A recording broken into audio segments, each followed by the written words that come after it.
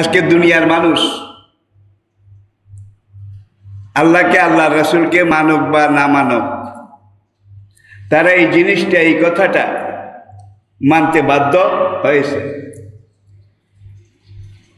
আর প্রিয় নবীজি ১৫০০ বছর আগে কোরআনে পাকের ব্যাখ্যা হিসেবে যেই কথাগুলো যখন বলেছেন, আজকে আধুনিক বিজ্ঞান, মডার্ন সায়েন্স,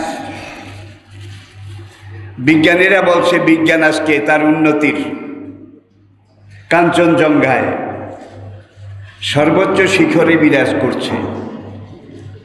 কিন্তু আমাদের জন্যে সবচাইতে খুশির খবর যেটা, আজকের আধুনিক বিজ্ঞান যেই যে শাখায় যেই লাইনে ম্যাচিউরড হয়েছে, বালেগ হয়েছে, পরিপূর্ণ হয়েছে, আজকের আধুনিক বিজ্ঞানের গবেষণায় দেখা গেছে এই জীবন, এই জগৎ, এই সমাজ, এই পরিবেশ, পাহাড় পর্বত, বন বনানী, সাগর মহাসাগর, এমনকি মহাশূন্য জগৎ, চাঁদ সূরজ গ্রহ নক্ষত্র, ১৫০০ বছর আগে কোরআনের ব্যাখ্যা হিসেবে, তাফসির হিসেবে নবীজি যেখানে যে কথাটা বলেছেন, প্রত্যেকটা কথা আজকে বিজ্ঞান যেই লাইনে পূর্ণতা পেয়েছে, কোরআনের সাথে নবীর কথার সাথে এসে মিলে গেছে। আপনাদেরকে খুশি করার জন্য আমি আবেগে কথাগুলো বলছি না। আলহামদুলিল্লাহ, আমি যেই কথাগুলো বলি, আমার এই কথাগুলোর সাথে গবেষণা আছে, যুক্তি আছে। এবং সেই দিন না আপনাদেরকে এক জুমায় বলেছিলাম, নবীজি হাসি দিলে আলহামদুলিল্লাহ পড়তে বলেছেন। আবার স্মরণ করাই দেই, একদল নাস্তিক বিশেষ অজ্ঞ, অবশ্য তারা নিজেদেরকে দাবি করে বিশেষজ্ঞ।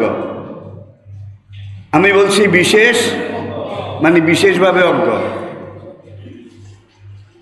দে ডোন্ট নো সামথিং, তারা কিছুই জানে না।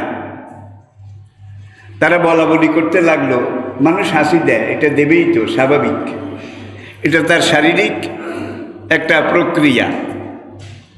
কিন্তু ইসলামের নবী, মুসলমানের নবী এটার মধ্যেও দখল দিয়েছে। আমার হাসি আমি দেব, যেভাবে ইচ্ছে সেভাবে দেব, যা ইচ্ছা তাই বলবো বা বলবো না। কিন্তু মুসলমানদের নবী বলছে, হাসি দিলে আলহামদুলিল্লাহ পড়ো, আর হাই তুললে লা হাওলা পড়ো। তারা এটা নিয়ে যখন টিটকারি শুরু করেছে, আবার এই বিশেষজ্ঞ বিজ্ঞানীদের মধ্যে বিবেকবান মানুষও তো আছে, ভালো মানুষ আছে, তাদের সংখ্যা বেশি। তারা বলে না, এইভাবে বলো না। Holy Quran is the super book of the world and holy prophet is the superman of the world.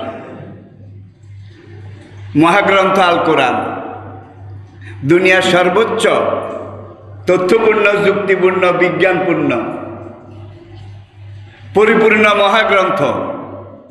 আর কোরআনকে যিনি নিয়ে এসেছেন, ইসলামের নবী মুহাম্মদ রাসূল সাল্লাল্লাহু আলাইহি ওয়াসাল্লাম, he is the Superman of the world. তিনি জগতের সর্বোচ্চ পরিপূর্ণ মানুষ, ইনসানে কামেল। ইন্নাকা লাআলা খুলুকিন আযীম, লাকাদ কানা লাকুম ফি রাসূলিল্লাহি উসওয়াতুন হাসানাহ, মা আতাকুমুর রাসূলু ফাখুযুহু ওয়া মা নাহাকুম আনহু ফান্তাহু। দেখুন কত জায়গায় আল্লাহ পাক এই নবীকে আমাদের সামনে তুলে ধরেছেন মডেল হিসাবে। ওয়াতিউল্লাহ ওয়াতিউর রাসূলা আউলিল আমরি মিনকুম। আল্লাহর হুকুম মানো, রাসূলের ইতাআত করো। আর তোমাদের সমাজে যারা সাহেব এলেম, সাহেব আমল, উলিল আমর, দ্বীনি পর্যায়ে দ্বীনি কর্মপন্থায় যারা নেতৃত্ব দেন, তাদের ইতাআত আনুগত্য করো। এখন একদল বিজ্ঞানী বলল, তাহলে হাসি দেওয়ার পরে ইসলামের নবী আলহামদুলিল্লাহ পড়তে বলেছে, আসো আমরা এটার ভিতরে একটু ঢুকি। তারা এটাকে নিয়ে প্রায় দেড় যুগ গবেষণা করেছে। করার পরে তারা যেটা স্বীকার করেছে এবং দেখতে পেয়েছে যে মানুষ যখন শ্বাস প্রশ্বাস ফেলে, নিঃশ্বাস প্রশ্বাসের সাথে লক্ষ কোটি রোগ জীবাণু ভাইরাস বাতাসের সাথে ঢুকে তারা ফুসফুসে, হার্টে, লাংসে, কিডনিতে এখানে একত্র হয়, দলা বেঁধে তারা এখানে রোগ সৃষ্টি করে, রোগের জীবাণু এটা জন্ম দেয়। আর কোরআনের নবী, ইসলামের নবী যে হাসি দিলে আলহামদুলিল্লাহ পড়তে বলেছে, এই হাসিকে গবেষণা করে আমরা দেখতে পেয়েছি মানুষ যখন হাসি দেয় তার গোল ব্লাডার থেকে শুরু, নিচের দিক থেকে, এরপরে তার কিডনি, তার লিভার, তার হার্ট, তার বাল্ব, তার ফুসফুস, প্রত্যেকটা অর্গান, প্রত্যেকটা জটিল অঙ্গ থেকে একটা বাতাস প্রবল বেগে হাসিদাতার নাক মুখ দিয়ে বাইর হয়। এই বাতাসটার গতি ঘন্টায় 90 কিলোমিটার থেকে 150 কিলোমিটার। যার শরীরের শক্তি যে বেশি তার হাসি তত প্রবল। এই 90 থেকে 150 কিলোমিটার বেগে বাতাসটা কিডনি থেকে, লিভার থেকে, ফুসফুস থেকে, হার্ট থেকে, বাল্ব থেকে যখন বাতাসটা নিচ থেকে উপরের দিকে বেরিয়ে আসে, কোটি কোটি ভাইরাস, রোগ জীবাণু এই বাতাসের সাথে বেরিয়ে যায়। যার জন্য ইসলামের নবী বলেছেন, তোমার ভাইরাস বেরিয়ে গেছে হাসি দেওয়াতে, তুমি আলহামদুলিল্লাহ পড়ো। যুক্তি আসে না নাই? হাইতোলা নিয়ে তো আমি আগে বলেছি, এখন আর বলছি না। একদিনে সব কথা বলাও যায় না, আর এটা বললে রিপিট হবে, রিপিট।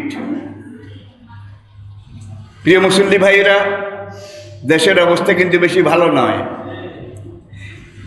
1 মাস আগে যেই কথাগুলো আমি আপনাদেরকে বলেছিলাম, দেশ সেখানে গিয়ে উপনীত হয়েছে। বন্ধুরা টাকা নিয়েও আমাদেরকে ভ্যাকসিন দেয় নাই, আমরা তাদেরকে হাড়ি ভাঙ্গা আম পাঠাচ্ছি লাইন দিয়ে। খবর আছে না নাই? খবর আছে তো? প্রিয় ভাইয়েরা, আমি কাউকে দোষী করছি না। বন্ধু দেশের অবস্থা ভালো নয়, তারা আমাদেরকে কিছু না দিলেও গঙ্গা নদীর স্রোতের ভিতর দিয়ে, যমুনা ব্রহ্মপুত্রের স্রোতের ভিতর দিয়ে করুণার মরা লাশ উপহার দিয়েছে। ঠিক কিনা বলেন? কত লাশ এইভাবে ভেসে এসেছে। তখন আমি আপনাদেরকে বলেছিলাম, লাশ তো আসে না, আসে করোনা ভাইরাস। আবার স্বীকার করতে কোনো আপত্তি নেই, ভারত কিন্তু চিকিৎসার দিকে আমাদের চাইতে অনেক উপরে, তাদের ব্যবস্থাপনা আমাদের চাইতে অনেক ভালো, এটা স্বীকার করতে হবে। কিন্তু বর্তমানে বাংলাদেশের আর্থসামাজিক অবস্থা আলহামদুলিল্লাহ ভারতের চাইতে অনেক ভালো, অনেক ভালো। আলহামদুলিল্লাহ পড়ুন। তাদের যে অবস্থা গেছে, আমাদের এই মাত্র শুরু। দেখা যায় অক্সিজেন নাই, দেখা যায় টিকা নাই, রুগী আছে, ডাক্তার নাই।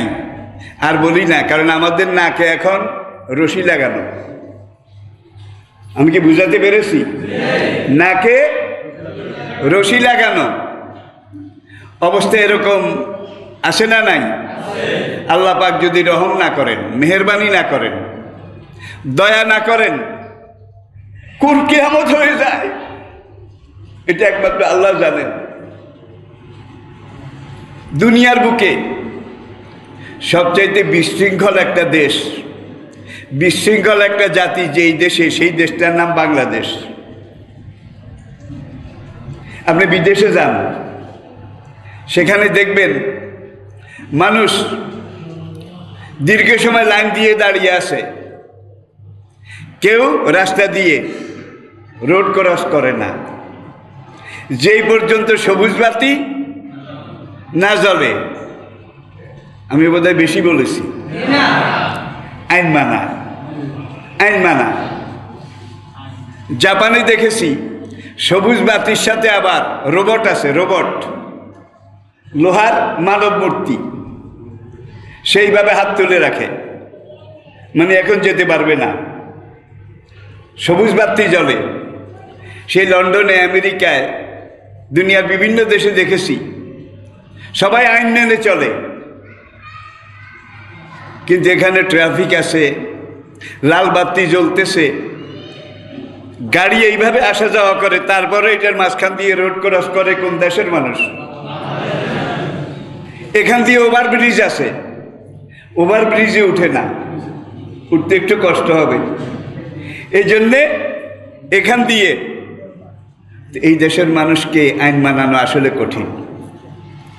আর এই যে কঠিন, আইন মানতে চায় না, এটার একটা শানে নজুল আছে। আমরা ধন্যবাদ জানাই আমাদের মাননীয় প্রধানমন্ত্রীকে। তিনি যাদের ঘর নাই, ঘর করার মতো জায়গা নাই, এরকম বহু মানুষকে 2 কাঠা জায়গা, তার পাশে একটা ঘর, এটা বরাদ্দ দিচ্ছেন, এখনো চলছে। মাঠে রিলিফ খেয়েছে দলের ক্যাডাররা, আর গরিবের এই ঘর গতকালকেও দৈনিক যুগান্তর সহ পত্রিকাতে এসেছে, ঘর বানাইয়া বুঝাইয়া দিছে। রাত্রি বৃষ্টি নেমেছে, দেওয়ালও ভেঙে পড়েছে, পিলারও ভেঙে পড়েছে। এগুলা খাইছে ইয়নোরা, টিয়নোরা, আর ওই যে উপজেলা ভূমি কমিশনার টিএনও। আমি বোধহয় বেশি বলেছি, আল্লাহকে সাক্ষী করে বলছি। সেই ব্রিটিশ আমলে আমি ছোট্ট ছিলাম, তখন দেখেছি শৃঙ্খলা, বিচার, এটা কাকে বলে। তারপর পাকিস্তান আমলের 2 যুগ আমি দেখেছি। সেই পাকিস্তান আমলে দেখেছি রাষ্ট্রের গুরুত্বপূর্ণ পদে, কি চৌকিদার থেকে শুরু করে পুলিশ, ইপিআর, পরবর্তী বিডিআর, সেনাবাহিনী, আর রাষ্ট্রের ওসি, ডিসি, পুলিশ, রাষ্ট্রের গুরুত্বপূর্ণ পদ। এই পদে যখন কোনো লোক নেওয়ার জন্য দরকার হতো, তখন একাধারে দিনের পর দিন এটাকে কোয়ারি করত, তদন্ত করত।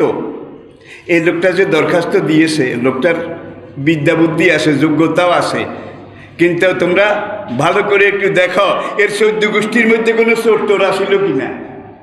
কি 14 গোষ্ঠীর মধ্যে এই ব্যক্তিটার ঊর্ধ্ব বংশে অতীতে বাপ দাদা 14 গোষ্ঠীর মধ্যে কেউ জেল খাটছে কিনা, কি? তাহলে তখন এইভাবে বাছনি করা হতো। আর এখন কাগজে নেতারা নাম লিস্ট করে দিয়ে দেয়, এদেরকে নাও, এদেরকে নাও, এদেরকে নাও। কিন্তু একজন ক্যাডারের লোক, একজন টিওনো এই ধরনের কাজ যদি করে, ধিক, শতধিক। এই জাতি আসলে বাঁচতে পারবে কিনা, কোনোদিন বাঁচবে কিনা আল্লাহ তাআলা ভালো জানেন। আপনারা কি আমার উপরে রাগ করেছেন? এই কথাগুলো আমি বলেছি খুব রিস্ক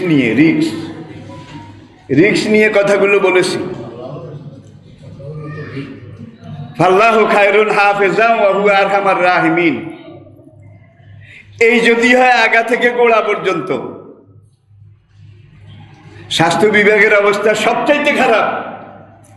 সব দেখাইয়া রাখা উপরওয়ালারা খাইয়া গেছে গা, উপরওয়ালারা খাইয়া গেছে গা, নাই নাই কিছু নাই। এই অবস্থাটা কেন হলো? মাসুল সামনে আছে, মাসুল আমরা দেব, দেওয়া লাগবে। আল্লাহ পাক আমাদেরকে বুঝার তৌফিক দান করুন। আমি কি বলতে চেয়েছি আপনার বোধে বুঝতে পেরেছেন? কিতাবুল ইলমের ওই হাদিসটা সাইয়েদনা আবু হুরায়রা রাদিয়াল্লাহু তাআলা আনহু হাদিসটা রওয়ায়াত করেছেন। হাসালতু আনি নবী সাল্লাল্লাহু আলাইহি ওয়াসাল্লাম ইলমাইনে আল্লাহ নবীর কাছে আমি 2 রকমের এলেম শিখেছি। ফাহাদুহা বাসাস্তু ফিকুম, তার একটা এতক্ষণ তোমাদেরকে বললাম। অলা খারো, আরেকটা এলেম শিখেছি ইন বাসাস্তুহু, সেটা যদি আমি এখন তোমাদেরকে বলি লাকতে হাজাল বলুম, আবু হুরায়রা এইভাবে দেখাইছে যে আমি আবু হুরায়রাকে এইভাবে জবাই করা হবে। প্রিয় দিনী ভাইয়েরা, দেশটা আমাদের। যেই লোকটা যত বেশি নামাজি, যত বেশি রোজাদার, যত বেশি আমানতদার, যত বেশি দিনদার, এই লোকটা তত বেশি দেশপ্রেমিক। কি হুব্বুল ওয়াতনে কয় না কা মিনাল ঈমান, হুব্বুল ওয়াতনে মিনাল ঈমান। সাহাবায়ে কেরাম মদিনা ইসলামী প্রজাতন্ত্রের জন্যে, এটা সার্বভৌমত্ব স্বাধীনতা রক্ষার জন্যে কিভাবে জীবন দিয়েছেন। আজকেও দুনিয়ার বিভিন্ন জায়গায় দেখা যায় সত্যিকার যারা দিনদার তারা দেশপ্রেমিক, আর দিন যাদের ভিতরে নাই তারা শুধু সুযোগ টোকায় কোনখান দিয়ে পাওয়া যাবে, কোনখান দিয়ে খাওয়া যাবে। ঠিক না ভাই? ঠিক। এইবার আপনারা নিজেরা এটাকে বাকিটা চিন্তা করে গবেষণা করে বুঝে নেবেন। তা আমি বলছিলাম, মুসলমানরা নবীজির নেতৃত্বে হিজরত করে মদিনা চলে গেছেন। মক্কায় জায়গা নাই, থাকা যায় না। মদিনায় যাওয়ার পরে মক্কার মুশরিক কাফেররা চিন্তা করলো এতদিন মক্কায় ছিল, তাদেরকে মেরে পিটে সাইজ করে রেখেছি, এখন তারা হিজরত করে মদিনায় গেছে। মুসলমান এমন এক জিনিস, একজন দাঈয়ে আল্লাহ, ইসলামের একজন প্রচারকারী, নবীজির একজন সাহাবা, তাদের চরিত্র হলো তারা যেখানে যে অবস্থায় যায়, সুখে দুঃখে বিপদে সম্পদে, সবসময় দ্বীনের প্রচার করে, দ্বীনের তাবলীগ করে, দ্বীন আরেকজনের কাছে পৌঁছায়। ঠিক কিনা বলেন? এখন মদিনা গিয়ে তো তারা দ্বীনকে আস্তে আস্তে পৌঁছাইতে পৌঁছাইতে পুরা মদিনাটা মানে সৌদি আরবের উত্তর এলাকা, জাজিরাতুল আরবের পুরা উত্তর গোলার্ধ, এটার মধ্যে মুসলমান মেজরিটি হয়ে যাবে। ওরা ডিস্টার্ব শুরু করলো রাত বিরাতে, দিনের বেলা এসেও বিভিন্ন গ্রুপে গ্রুপে এসে আজকে মুসলমানদের এলাকা থেকে ছাগল নিয়ে যায়, কালকে গরু নিয়ে যায়, দুম্বা ভেড়া নিয়ে যায়, পাকা খেজুরগুলো পেড়ে নিয়ে যায়, কাঁচা খেজুরগুলোকে গাছে উঠে কেটে গাছতলায় ফেলে দিয়ে যায়, যাতে মুসলমানরা যাওয়ার পরে মদিনায় কোনো খাওয়া দাওয়ার ব্যবস্থা। এরকম ডিস্টারবেন্স তারা শুরু করেছিল নাকি করে নাই? করছে নাকি করে নাই?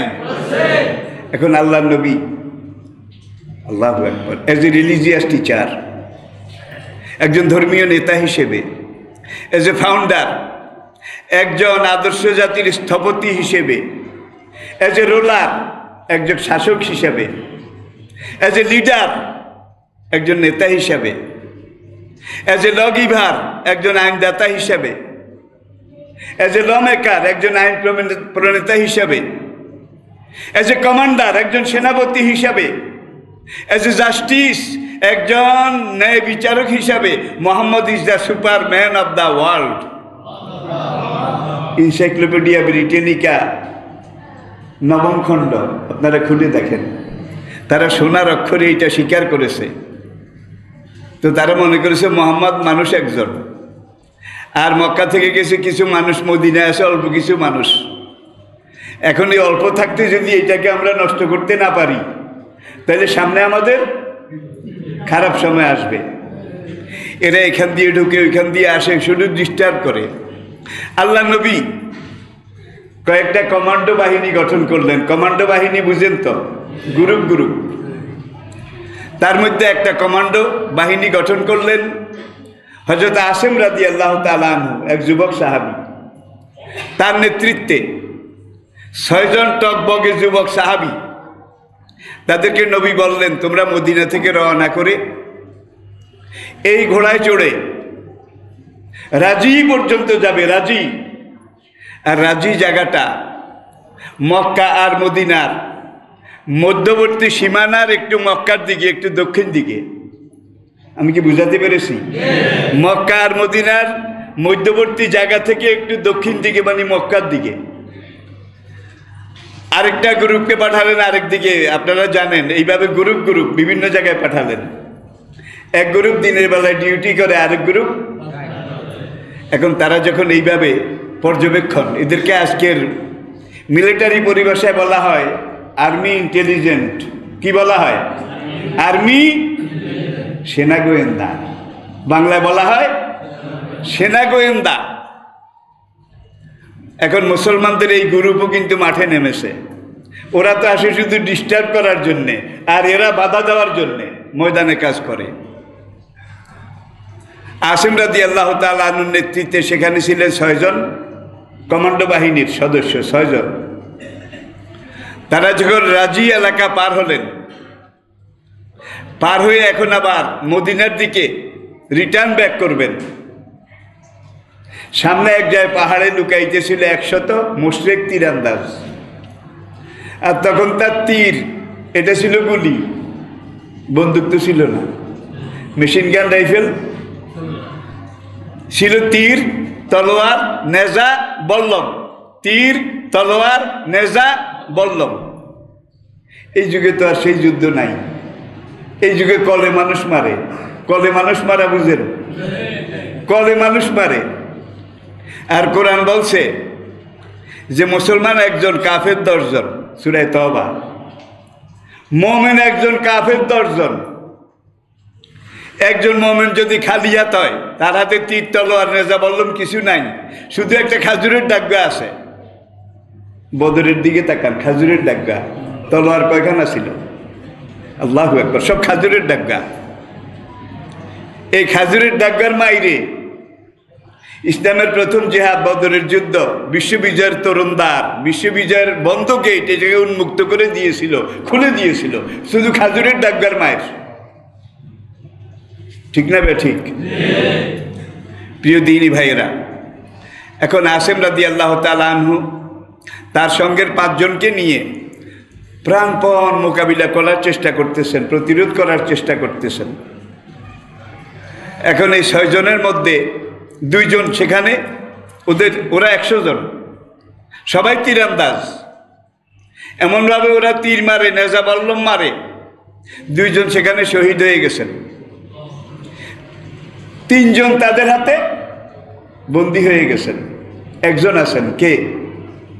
ওই কমান্ডো বাহিনীর প্রধান হযরত আসিম, নামটা মনে রাখবেন, আসিম রাদিয়াল্লাহু তাআলা আনহু। তিনি একা দুপুরের পর থেকে সন্ধ্যার আগ পর্যন্ত একা 100 তীরান্দাজ তাদের মোকাবিলা করে যাচ্ছেন। কেউ শহীদ হয়েছেন, কাউকে ওরা বন্দী করে নিয়ে গেছে মক্কার দিকে। সোহেব রাদিয়াল্লাহু তাআলা আনহু একা 100 দুর্দর্শ মুশরিক বাহিনীর মোকাবিলা করতেছেন। সারা শরীর জর্জরিত, ক্ষত বিক্ষত, স্রোতে রক্ত বেয়ে পড়ছিল। আসিম রাদিয়াল্লাহু তাআলা আনহু যখন বুঝতে পারলেন যে আমিও শেষ হয়ে যাব, তিনি আল্লাহর কাছে এই যুদ্ধের মোকাবিলা করতে করতে বললেন, ইয়া রব, ওগো রব্বুল আলামিন, নবীজির কাছে আমার গায়েবী সালাম পৌঁছাই দিও। ওগো রব্বুল আলামিন, তোমার কাছে ফরিয়াদ করি, নবীর প্রতিনিধি হিসেবে আমি এখানে এসেছি আল্লাহর দ্বীনকে রক্ষা করার এই গুরু দায়িত্ব নিয়ে। আমার সঙ্গীরা কেউ শেষ হয়ে গেছে, কেউ বন্দী হয়ে গেছে, আমি একা। শাহাদাতের নজরানা, শহীদি মওতের উপহার তুমি যদি আমার জন্য মঞ্জুর করে থাকো, রব্বুল আলামিন, তোমার কাছে আমি একটা জিনিস ভিক্ষা চাই, আমার শহীদি লাশটা যেন নাপাক কাফের মুশরিকরা ছুঁইতে না পারে। নাপাক কাফের মুশরিক তারা যেন আমার শহীদি লাশটা ছুঁইতে না পারে। এই কথা বলতে বলতে, দোয়া করতে করতে আসিম রাদিয়াল্লাহু তাআলা আনহু কতক্ষণ আর পারা যায়, 1 জন আর 100 জন, তিনি সেখানে শহীদ হয়ে গেলেন। লাশটা ধড়াম করে একদিকে পড়ে গেল। মুশরিকদের একদল তারা বলল, এক কাজ করো, আমরা কাউকে জীবিত বন্দি করেছি, এখন এই লোকটা আমাদেরকে অনেক কষ্ট দিয়েছে, একা দুপুর থেকে বিকাল পর্যন্ত একা আমাদের অনেক লোক আহত ক্ষত বিক্ষত করেছে, এই লাশটাকে আনো, ঘোড়ার পায়ের সাথে বেঁধে রশি লাগিয়ে টানতে টানতে এই পাহাড়ের কিনারে কিনারে পাথরের উপর দিয়ে টানতে টানতে আমরা মক্কা নিয়ে যাব।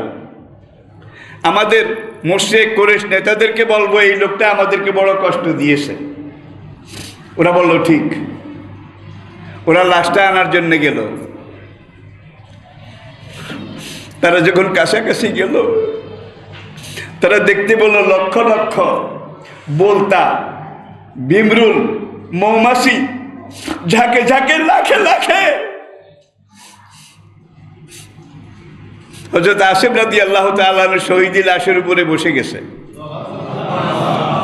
ওরা যখন একটু কাছে যাওয়ার চেষ্টা করে, হাজার হাজার ভিমরুল বোলতা ওরা ভোঁ ভোঁ করে এসে আক্রমণ করে। কয়েকবার তারা এমবুশ করলো, কিন্তু আসিম রাদিয়াল্লাহু তাআলা আনহুর শহীদ লাশের কাছে তারা পৌঁছতে পারলো না, লাশটাকে তারা নিতেও পারলো না। ভিমরুল বোলতার কামড়ে তাদের কয়েকজন সেখানে অন দ্য স্পট মারা গেল। এখন তারা সিদ্ধান্ত নিল, মুসলমান এমন জাতি যারা দ্বীনের জন্য এইভাবে জীবন দিলে বোলতা, ভিমরুল, মৌমাছি তারা ওদের লাশ পাহারা দেয়। আল্লাহু আকবার, আল্লাহু আকবার। ঠিক আছে, আমরা দিনের বেলা আসিমের লাশ নিতে পারবো না, একটু অপেক্ষা করি, সূর্যটা ডুবুক, সন্ধ্যা নেমে পরিবেশটা অন্ধকার হয়ে যাক। বোলতা, ভিমরুল, মৌমাছি ওরা রাতে অন্ধকারে চোখে দেখে না। ওরা যদি লাশের উপর থেকে নাও যায়, আমরা লাশের কাছে গিয়ে একটা কায়দা করে লাশটাকে রশি লাগিয়ে অন্ধকারে টেনে নিয়ে যাব। বোলতা, ভিমরুল, মৌমাছি আক্রমণ করার জন্য আমাদেরকে অন্ধকারে সুযোগ পাবে না। এই কথা বলে তারা তাঁবুতে গেল। তাঁবুতে গিয়ে তারা মদ খাইল, ভালো করে মুড ক্রিয়েট করে আর কি। মুড শহীদের লাশ এইভাবে ঘোড়ার পায়ে লাগিয়ে মক্কায় নিয়ে যাবে টেনে হেসড়ে। এই সময় মুষলধারায় বৃষ্টি। আরব জজিরাতে বৃষ্টি বেশি হয় না, কম, মাঝে মধ্যে। এমন বৃষ্টি নামলো, সেই পুরা পাহাড়ি এলাকায় বৃষ্টির পানিতে ঢল স্রোত সৃষ্টি হয়ে গেল। বৃষ্টি থামলো, ওরা তাঁবু থেকে বের হলো, বিভিন্ন রকমের বাতি জ্বালালো, চেরাক কুপি এগুলো জ্বালালো। জ্বালানোর পরে তারা যেখানে লাশটা ছিল ওই জায়গাটা তো তাদের পরিচিত, চেনা, সেই জায়গায় গেল। গিয়ে যত খুঁজলো লাশ নাই, লাশ পাওয়া যায় না। পুরো পাহাড়ি এলাকা, পাহাড়ের ডালে ডালে খুঁজলো, লাশ পাওয়া যায় না। তারা লাশ না পেয়ে খুবাইব ইবনুল আদি রাদিয়াল্লাহু তাআলা আনহু সহ তাদেরকে হাত বেঁধে বন্দি অবস্থা মক্কাতে নিয়ে মুশরিক নেতাদের হাতে সুপর্দ করলো। নামটা মনে রাখবেন, খুবাইব ইবনে আদি রাদিয়াল্লাহু তাআলা আনহু। আর এই আসিমের শহীদি লাশ মোবারক, এটাকে বোলতা, ভিমরুল, মৌমাছি দিয়ে আল্লাহ হেফাজত করেছেন। মারা যাওয়ার আগে জীবিত থাকতে তিনি বলেছেন, রব্বুল আলামিন আমার এই শহীদি লাশ নাপাক মুশরিক যেন ছুঁইতে না পারে। ছুঁইতে কি পেরেছিল? এমন পাহাড়ি এলাকায় বৃষ্টি হলে কিন্তু পাহাড়ের ভিতরে আবার গুহা আছে, হ্যাঁ, নালা আছে, সেই দিকে পানি গল গল করে যায়। আসিম রাদিয়াল্লাহু তাআলা আনহুর লাশ মোবারক যেখানে ঝরা বৃষ্টি, এই বৃষ্টির এই স্রোতধারার সাথে পাহাড়ের ভিতরে ঢুকে পাহাড়ের তলায় গিয়ে সেখানে আল্লাহর কুদরতে দাফন হয়ে গেছে। কিন্তু তিনি মরার আগে যে আরজুটা করেছিলেন, মুশরিকরা যেন আমার লাশ ছুঁইতে না পারে, আল্লাহ ছুঁইতে দেয় নাই। বন্দীদের মধ্যে যিনি সবচাইতে স্মার্ট, সবচেয়ে বড় মুজাহিদ, হযরত খুবাইব রাদিয়াল্লাহু তাআলা আনহু।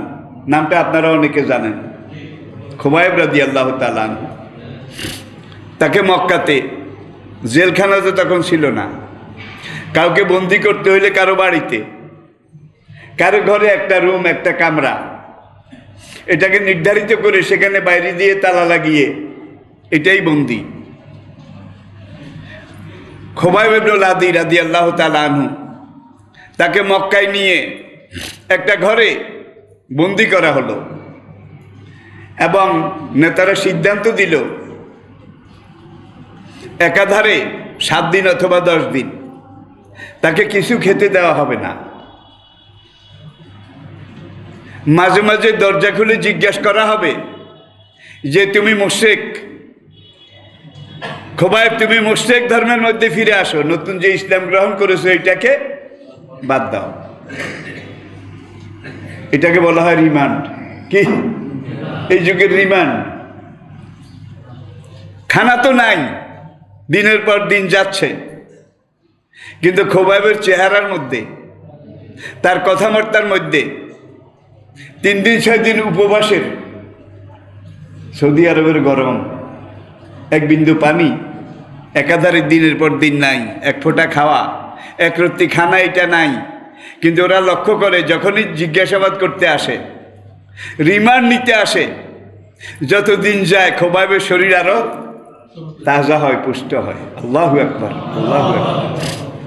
তারা এটা বুঝতে পারতেছে না, খাওয়া নাই, দাওয়া নাই, লোকটা শুকিয়ে শুকিয়ে শুটকি মাছ হয়ে যাওয়ার কথা, কঙ্কাল হয়ে যাওয়ার কথা, লোকটা শুকাচ্ছে না কেন?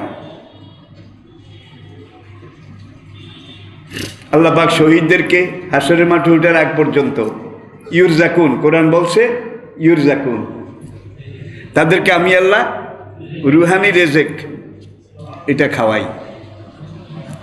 এখন খুবাইব রাদিয়াল্লাহু তাআলা আনহু 7 দিন চলে গেছে এইভাবে। 8ম দিনে যেই ঘরে বন্দি, সেই ঘরের ওই নারী মহিলাটা, তার মনে একটু দয়ার উদ্রেক হলো, আরে আমার ঘরের ওই রুমে একটা লোক বন্দি, খাওয়া নাই, দাওয়া নাই, এখন লোকটা তো মরে যাওয়ার কথা আরও আগে, আমার তো দরজা খোলা নিষেধ, তারপরেও তো বাড়িটা আমার। সে কায়দা করে ভিতর থেকে দরজা খুললো, একটু উকি দিয়ে দেখবে খুবাইব বন্দি অবস্থায় কি অবস্থায় আসে। সে দরজা খুলে দেখে এক এক আঙ্গুর এত বড়, আঙ্গুরের রং রূপ এটা দুনিয়ার কোথাও কেউ কোনোদিন দেখেনি। সময়টা এমন যে সময় সৌদি আরবের কাছে ধারে আঙ্গুরের মৌসুমও নয়, আঙ্গুর পাওয়াও যায় না, থোকায় থোকায় আঙ্গুর তার সামনে যেন ঝুলানো লটকানো। খুবাইব রাদিয়াল্লাহু তাআলা একটা আঙ্গুর মুখে দিলে মুখটা ভরে যায়, এত বড়, বেশটি সলিল সুধা, জান্নাতের রহমতের রসে প্রত্যেকটা আঙ্গুর ভরপুর। খুবাইব লয়ার খায়, লয়ার খায়। রাত শেষ হয়ে গেল, সকালবেলা মহিলা চিন্তা করলো এখন তো আঙ্গুরের মৌসুম নয়, এই বন্দি মুসলমানরা রাতে এত বড় বড় আঙ্গুরের থোকা থোকা ঝুলানো দেখলাম, সে লয়ার খায় মুখ দিয়ে, এইভাবে টস টস করে রস পড়ে। আমার একটা মেয়ে, কোনোদিন আঙ্গুর খাওয়াইতে পারি না, আমিও তো ধনী না, আচ্ছা মেয়েটাকে একটু পাঠাই দিই। পরের দিন সকালে ওই মহিলা তার ওই মেয়েটা ওই থিতকিরে আনবে আর কি, এই মেয়েটাকে দরজা খুলে খুবাইবের রুমে ঢুকাই দিল। ঢুকাই দেওয়ার পরে খুবাইব রাদিয়াল্লাহু তাআলা মেয়েটাকে কোলে নিয়ে আদর করেন, আর আঙ্গুর নিজেও খান, মেয়েটার মুখেও দেন, নিজেও খান, মেয়েটার মুখেও দেন। ওই মহিলা মাঝে মাঝে দরজা ফাঁক করে দেখে যে আসামি নিজেও খায় আর মেয়েকেও খাওয়ায়। এই সময় খুবাইব রাদিয়াল্লাহু তাআলা আনহু কয়েকটা দিন চলে গেছে, সেই হইতে পারেন নাই। সেই মহিলা যখন মাঝে মাঝে একটু কথা জিজ্ঞাসা করে, আঙ্গুর কোথায় পাইছ? খুবাইব রাদিয়াল্লাহু তাআলা আনহু বলেন, হুয়া মিন ইনদিল্লাহ। বিবি মরিয়ম যেটা বলেছিলেন আল্লাহর পক্ষ থেকে, ইন্নাল্লাহা ইয়ারযুকু মান ইয়াশাউ বিগাইরি এই আয়াত কি বিশ্বাস করেন? করেন? আল্লাহ যদি রেজেকের মালিক হয়ে থাকে, আপনি কেন মস্তানি করেন? আল্লাহকে যদি আপনি রেজেকের মালিক এটা মানেন, তাহলে আপনি কিভাবে রিলিফের টাকা মারেন, রিলিফের পণ্য মারেন? এটা কি কেউ মারতে পারে? বুঝতে হবে একটারও ইমান নাই। আল্লাহ যে রেজেক দাতা, রাজ্জাক, এটা এদের বিশ্বাসে আছে? আছে। আর এই যে রিলিফের টাকা, জাতির টাকা, সম্পদ, এগুলোকে এইভাবে আত্মসাৎ করলে জাতি দেখে না, ওসিডিসি এরা দেখে না, প্রশাসন দেখে না, কিন্তু আরেকজনে দেখে। তিনি আবার এখানে লেখে, ঠিক না? ঠিক দেখেও লেখেও। আমার হায়াতের কসম, আমার ইমানের কসম, হাসরের ময়দানে তুমি যখন উঠবে, তোমার এই বাম দিকের লেখাগুলো জল জল করে জ্বলবে। আল্লাহ জিজ্ঞেস করবেন, এইটা কেন করলে, এইটা কেন করলে? আমি করি নাই, আমি করি নাই, আমি করি নাই। আল্লাহ বলবেন যে তোর মুখটা আমি বন্ধ করে দিলাম। ইয়ামা নাকতে মুখ, তোমাদের মুখটা আমি বন্ধ করে দিলাম। এইবার যত অস্বীকার এতক্ষণ করেছে, এইবার আর কিছু কইতে পারে না। তখন চোখ দুইটা বলবে, আমাদেরকে দিয়ে আত্মসাৎ করার জন্য সেখানে গেছে, পথ দেখে দেখে।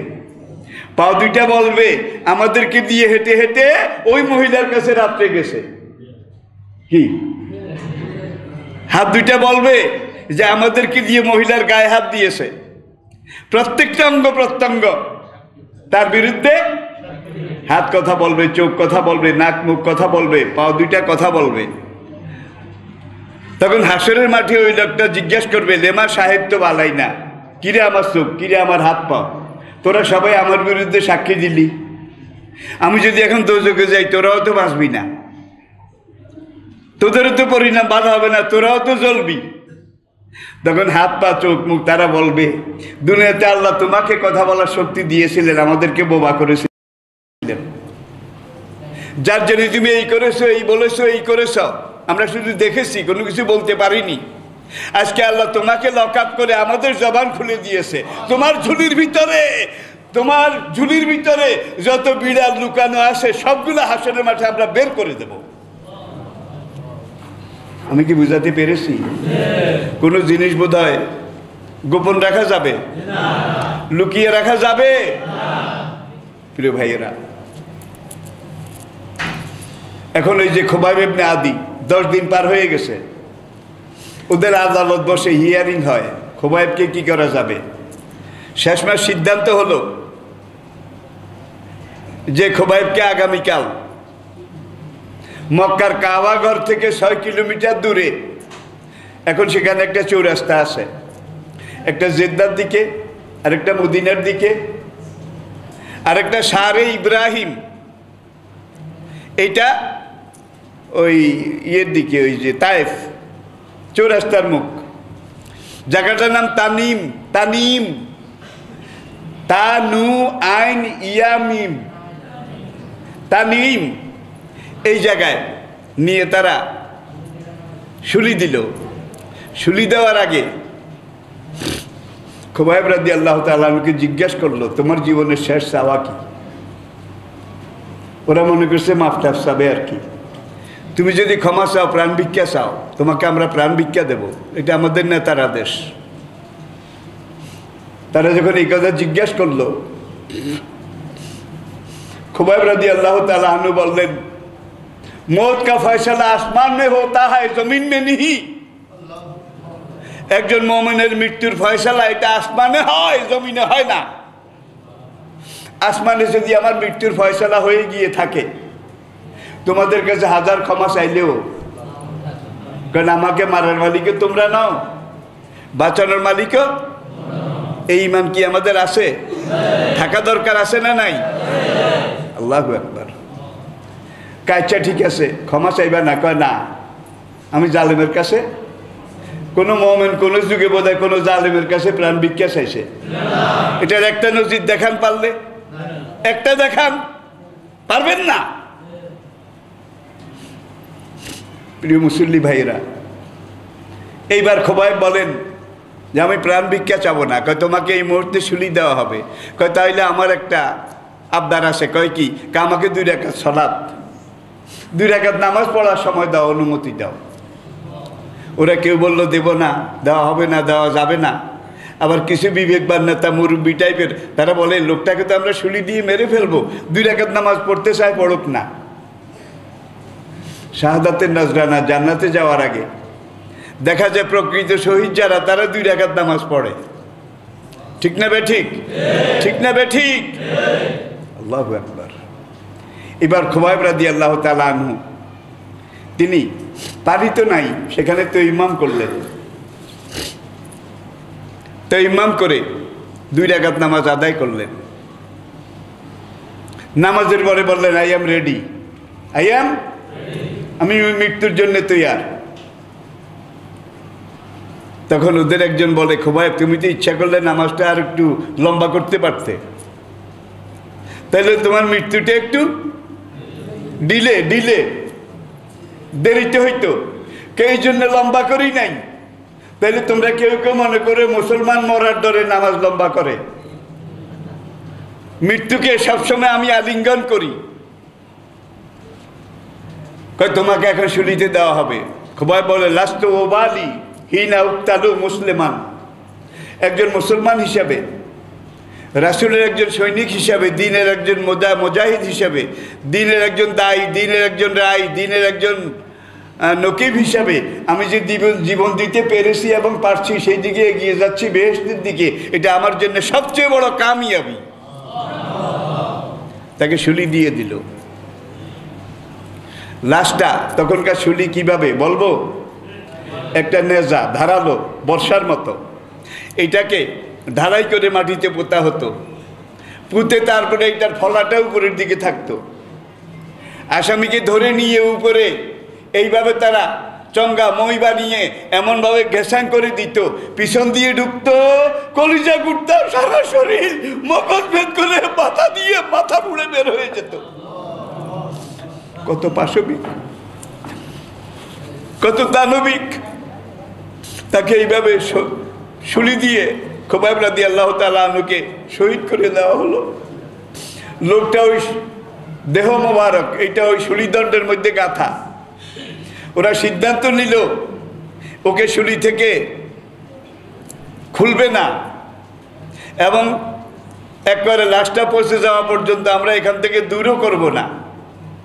মক্কা থেকেও যদি ইসলাম গ্রহণ করে চায়টায় মনে মনে ইসলাম গ্রহণ করব এরকম কল্পনা করে, এটা দেখলে যেন কি ভাই, এটা দেখলে যেন আর ইসলাম গ্রহণের কথা কল্পনাও না করে। লাশটা এইভাবে শুলিতে লটকেছে, দিন যায়, দিনের পর দিন যায়। নবীজির কাছে মদিনায় খবর গেল। নবীজি 2 জন সাহাবা পাঠালেন, হযরত মিকদাদ এবং জুবায়ের। আল্লাহু আকবার। হযরত মিকদাদ এবং জুবায়ের রাদিয়াল্লাহু তাআলা আনহুমা, তারাও 2 জন কিন্তু কমান্ডো, আর্মি ইন্টেলিজেন্ট। তাদেরকে নবী বললেন, তোমরা যদি পারো মক্কার কাবাগর থেকে 6 কিলোমিটার দূরে তানিমে আমার কলিজার টুকরা সাহাবা খুবাইবের লাশ এইভাবে শুলি দিয়ে রাখা হয়েছে। ওরা তো অপেক্ষা করতেছিল পৌঁছে গেলে লাশটা সরাবে, কিন্তু শহীদের লাশ পৌঁছে একেবারে অ্যাজ ইট ইজ, যেমন দিয়েছে ঠিক এমন ভাবে আসে। আল্লাহু আকবার। এই 2 জন আসলেন, 2টা দ্রুতগামী আরবি ঘোড়া নিয়ে। আপনাদের অসুবিধা হয়? এসে তারা দূরে একটা খেজুর বাগান, পাহাড়ের ডালে, এখানে আত্মগোপন করলেন। দুজনে পরামর্শ করে কিভাবে লাশটাকে আমরা উদ্ধার করতে পারি, কিভাবে লাশটাকে আমরা মদিনা রাসূলের কাছে নিয়ে যেতে পারি। রাসূল বলছেন, তোমরা আনতে পারলে আমি তার শাহাদাতের এই নজরানা হিসাবে জানাজা ইমামতি করব জান্নাতুল বাকিতে, তার কবরে নেমে আমি তার লাশটাকে কবরে রাখবো। জুবায়ের এবং মিকদাদ রাদিয়াল্লাহু তাআলা আনহুমা 100 জন পাহারাদার, 3 দিকে তারা লাশটা পাহারা দেয়। কারণ তারা জানে মুসলমানরা যদি জানতে পারে তাহলে কায়দা করে লাশটা নিয়ে যাবে। তাইলে মক্কার লোকদেরকে আমরা কি দেখিয়ে ভয় দেখাবো? ইসলাম যেন গ্রহণ না করে। তারা যখন এইভাবে পাহারা দিচ্ছে, পাহারা দিতে দিতে এক পর্যায়ে তারা একত্র হলো একটা ক্যাম্পে। সেখানে তারা এই মদ খায়, তারা নাচে, গান গায়, হই হই কাণ্ড, রই রই ব্যাপার। মেঘদাদ এবং জুবাইর রাদিয়াল্লাহু তাআলা আনহুমা তারা বললেন, ওরা তো হই হই রই রই এটার মধ্যে আসে, চলো আমরা লাশটা নামাই। আল্লাহু আকবার। একজন সুরিদণ্ড বেয়ে উঠলেন, মেঘদাদ রাদিয়াল্লাহু তাআলা আনহু। জুবাইর রাদিয়াল্লাহু তাআলা আনহু তিনি লাশটাকে এইভাবে জড়িয়ে ধরলেন, সুরিদণ্ড থেকে গলায় রশি লাগিয়ে উপরে টেনে গাঁথুনি থেকে লাশটাকে আলাদা করা হলো। আলাদা করে এখন এই দুজন পরামর্শ করেন, ভাই কিছু পথ আমি লাশটাকে বুকের সাথে লাগিয়ে এইভাবে ডাইন হাতে ধরবো আর বাম হাতে ঘোড়ার লাগাম, এটাকে ধরবো। এখন তারা যখন লাশটাকে নিয়ে ঘোড়ার পিঠে উঠলেন, একজন আগে আগে, লাশওয়ালা পিছে পিছে এইভাবে নিয়ে যাচ্ছে। ওরা টের পেয়ে পিছন থেকে দ্রুতগামী ঘোড়া নিয়ে তাড়া করলো। মদিনায় মুসলমানরা এসে খোবাইবের শহীদের লাশ নিয়ে যাচ্ছে, ধর ধর ধর ধর। তখনকার ঘোড়া আরবি ঘোড়া, দুনিয়ার শ্রেষ্ঠ ঘোড়া কিন্তু আরবি ঘোড়া। এখন অনেক দূর তারা গেছে, যাওয়ার পরে এরা পিছনে একবারে ধর ধর, ওই যে দেখা যায় ওই যে একজনের পিছনের ঘোড়সাওয়ারের বুকের সাথে খোবাইবের লাশ লাগানো, ধর ধর। এখন আগের ঘোড়াটা একটু বেশি এগিয়ে যায়, পিছরটা একটু কম যায়। তার কারণ হলো যুদ্ধের ঘোড়ার ট্রেনিং আছে, সেটা হলো দুই হাতে লাগাম ধরতে হয়, কষতে হয়। লাগাম যত জোরে টানে ঘোড়ার স্পিড তত বাড়ে। সাজোয়া গাড়ির গিয়ার আর কি, গিয়ার। আজকের যুদ্ধের মাঠে সাজোয়া গাড়ির কি গিয়ার। এখন এই বেচারা এক হাতে লাশ মোবারক বুকে লাগিয়ে ধরেছে আর বাম হাতে লাগাম টানে, কিন্তু যেইভাবে গিয়ার আপ করা দরকার, ঘোড়ার স্পিড উঠাবার জন্য যেইভাবে লাগাম টানা দরকার, এইভাবে দুই হাতের কাম কি এক হাতে হয়? আরো বাম হাতে লাগাম কষতে পারতেছেন না, ওরা একবার ধরে ফেলবে, কাছে এসে গেছে। এখন জুবাইর রাদিয়াল্লাহু তাআলা সামনের ওয়ালা, তার সাথে মেঘদাদ পরামর্শ করলেন কি করা যায় ভাই, এখন তো ওরা আমাদেরকে পেয়ে গেছে, ধরে ফেলবে। ওয়ালা তুলকু বিআইদিকুম ইলা তাহলুকাতে, কোরআনে আল্লাহ পাক বলছেন তোমরা নিজেরা নিজেদেরকে ইচ্ছা করে মৃত্যুর দিকে ঠেলে দিও না। কি কোরআন, কি নবীর আদর্শ। এখন এই দুইজন পাশাপাশি ঘোড়া চালায়, আগের ওয়ালা একটু লাগাম ডিল দিছে, এখন ঘোড়া পাশাপাশি চলে। কয় ভাই ওরা তো এসে গেছে, ধরেতে ফেলবে। এখন শহীদ ভাইয়ের লাশ এটা হেফাজত করার জন্যে আমরা দুইজন জীবিত গাজী, আমরা মারা গেলে তো ইসলামের কোনো লাভ হবে না। বরং নবী আমাদেরকে শিক্ষা দিয়েছেন একজন গাজী, একজন দ্বীনের দায়ীকে চেষ্টা করতে হবে যতক্ষণ পর্যন্ত সম্ভব নিজকে বাঁচিয়ে রাখার চেষ্টা করা লাগবে। ওয়ালা তুলকু বিআইদিকুম ইলা তাহলুকাতে, বাংলা তাফসীর আছে, আপনারা পড়ে দেখেন। এখন ওই শহীদ ভাইয়ের লাশ এটা হেফাজত করার জন্য, মদিনায় নেওয়ার জন্যে আমরা দুইজন জীবিত মানুষ মারা যাব, এটা তো আসলে নবী নিষেধ করেছেন। আমরা ইচ্ছা করে এইভাবে নিজেদেরকে মৃত্যুর হাতে ঠেলে দিতে পারি না। এবার জুবাইর রাদিয়াল্লাহু তাআলা আনহু মেঘদাদকে বললেন, ভাই মেঘদাদ একটা কাজ করো, হাসবুনাল্লাহু ওয়া নি'মাল ওয়াকিল, নি'মাল মাওলা ওয়া নি'মান নাসির, আল্লাহু খায়রুন হাফিজাহু ওয়া হুয়া আরহামুর রাহিমিন। এটা যখন আমরা পড়া শেষ করব, বিসমিল্লাহ পড়ে তুমি লাশটা কোল থেকে এইভাবে ফেলে দেবে, আমরা লাগাম কষাবো, এমনভাবে শাঁসা করে মদিনায় চলে যাব, ওরা আমাদেরকে ধরতে পারবে না। রাসূলের কাছে গিয়ে বলবে দূর আনছিলাম, তারপরে আর আনতে পারিনি, আমরা নিজেরা দুইজন বাঁচার জন্য লাশটা ফেলে দিয়ে এসেছি। আল্লাহর কসম, হাদিস দেখেন বুখারী কিতাবুল মাগাজি, লাশটাকে যখন ছেড়ে দিয়েছে জমিন এইভাবে ভাগ হয়ে গেছে, জমিন হ্যাঁ করেছে, লাশটা সেখানে ঢুকে গেছে, জমিন আবার সমান হয়ে গেছে। এই সাহাবীকে হাদিসের ভাষায় ইসলামের ইতিহাসে বলা হয় বালিউল আরদ, বালিউল আরদ। জমিন তার লাশকে গিলে হেফাজত করেছে, মুশরিকদেরকে ছুঁইতে দেয় নাই। ওরা এসে এখন কি এখানে পড়েছে, কয় কই দাগ নাই, কোনো চিহ্ন নাই। এখন মরুভূমিতে কদ্দুর খোঁড়াখুঁড়ি করা যায়। ওরা ব্যর্থ হয়ে ফিরে গেল। আর আগে যেই আসিম রাদিয়াল্লাহু তাআলা আনহুর কথা বলেছি, যার লাশ মোবারক বৃষ্টির ঢলে পাহাড়ের গুহার ভিতরে চলে গেছে, ইসলামের ইতিহাসে হাদিসের ভাষায় তাকে বলা হয় হামিউদ্দাবার। মনে রাখবেন, হামিউদ্দাবার, বন্যার পানি যার লাশ এইভাবে হেফাজত করেছে। আর খোবাইবের লাশ মোবারক জমিন গিলে খেয়েছে, যার জন্য ইসলামের ইতিহাসে হাদিসের পরিভাষায় নবীজির জবানে তার লকব, তার উপাধি বাদিউল আরদা, জমিন তার লাশ গিলে ফেলেছে। আর গেল সপ্তাহে যে বলছিলাম হানজালা রাদিয়াল্লাহু তাআলা আনহু ফেরেশতারা আসমানে নিয়ে গোসল দেওয়াইছে।